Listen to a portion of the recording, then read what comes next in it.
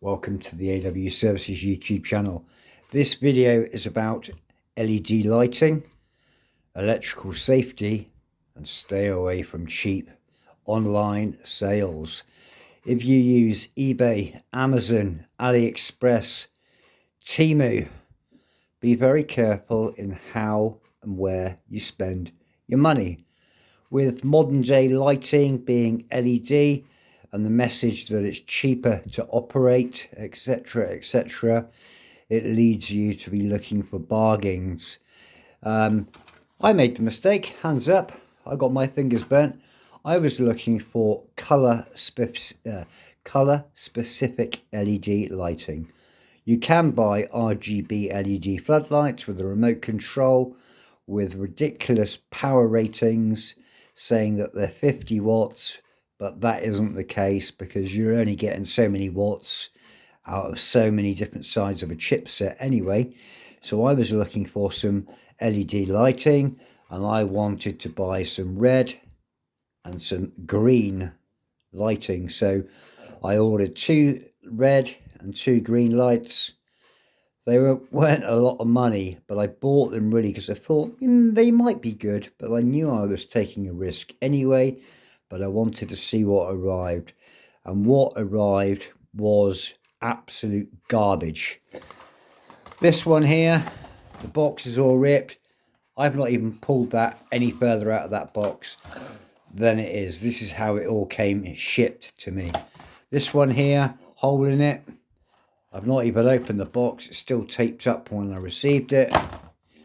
That light there was completely smashed, as it was in just like a generic grey posting bag, like a mail bag that you get from China. It was just in one of those, cracked, smashed and bent. The overall construction of these lighting, so if you see a light and it looks like that in the picture, if you save that to your memory, if you see a light that looks like that, stay away from them. So looking at it, you've got the thinnest, cheapest Chineseium chassis that you'll ever find. I've got baking trays in my oven that are thicker than this. Listen to this. And demonstration. Look at the strength. Look at the hanging bracket. Ready? Watch this. Look, finger and thumb. Bend it, deform it. Absolute flimsy. Also, the power cable.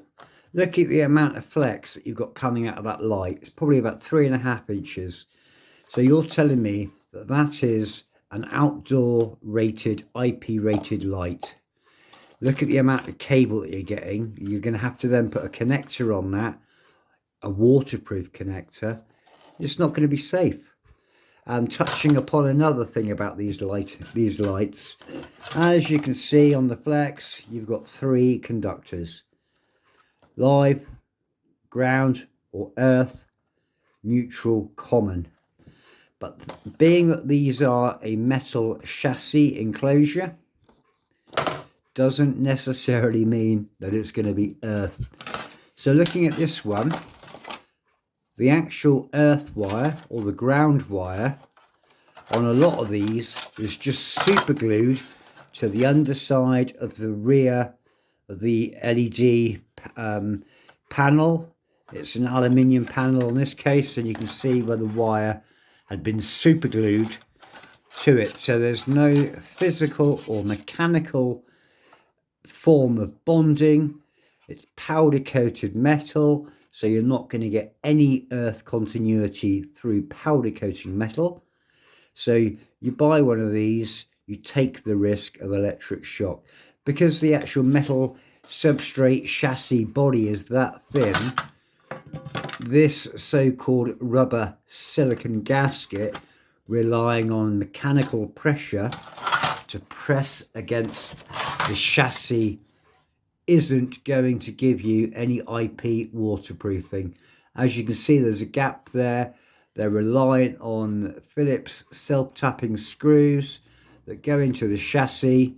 They're drilled through the back, and they are just going to act like little capillary helixes or to let the water run into the back and then onto the PCB. The aluminium PCBs, for example, you know, if you wanted to buy these because they're really cheap and harvest the LED boards out of them and repurpose that in something else which was safer, then yeah, not a bad idea. But you know, these are red LED chipsets. There's not a lot to them really. Mains voltage in, and then it's just literally wired in series. But yep, stay away from cheap LED lighting. They probably weigh not much in a couple of grams, you know, probably, I'd say probably 70 grams, 80 grams, with wild claims that they are 50 watts. I haven't got a power current meter of it to tell you what the wattage is upon consumption, but these LEDs will not be putting out 50 watts, I can guarantee you that. If you want a 50 watt LED floodlight, you're going to have to spend at least 60 to 70 quid to get that. Really not safe. They are bright, don't get me wrong, they are bright, but you're running the risk of burning your house down, killing somebody, or having a severe accident. Power saving of 80%, that's because they don't work. IP66 rated, nah, that's not true. What other was got here? So 4,500 lumens of output. Name Dreamcast light, 50 watts, blah blah blah blah. This is a laugh. No glare, that's because they don't work. Comprehensive waterproof, yeah, don't use them. Low energy consumption, don't plug them in. Efficient heat dissipation, it's because they've already burnt down. Long life, it's probably because they don't work out the packet. And high power factor, yeah, okay. So yeah, basically, save the waffling, stay away from any form of cheap LED floodlighting. It will not be safe to use here in the UK, and be very careful. If this video helps you, subscribe, support the channel, help it grow.